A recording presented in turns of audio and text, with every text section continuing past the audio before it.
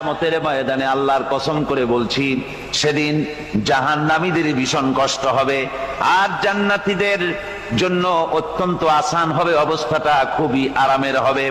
নবীজি বলেন, এক ফরজ নামাজ, এক ওয়াক্ত ফরজ নামাজ আদায় করতে যে সময়টুকুন লাগে, কিয়ামতের মাঠের এই সময় এত বড় বিরাট লম্বা সময় জান্নাতীদের জন্য এরকম হালকা হয়ে যাবে। সুবহানাল্লাহ। হযরত আবু সাঈদ খুদরী রাদিয়াল্লাহু তাআলা আনহু হাদিস খানা বর্ণনা করেছেন, এক ওয়াক্ত নামাজ, একটা ফরজ নামাজ পড়তে যতটুকুন সময় লাগে এতটুকুন সময়ের ভেতরে জান্নাতীদের কারবার শেষ হয়ে যাবে। সুবহানাল্লাহ বিহামদি। আর ওদের কারবার তো শেষই হবে না।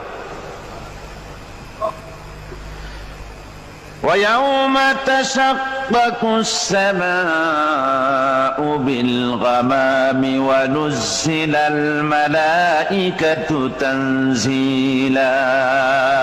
ওরা ফেরেশতা দেখতে চায়।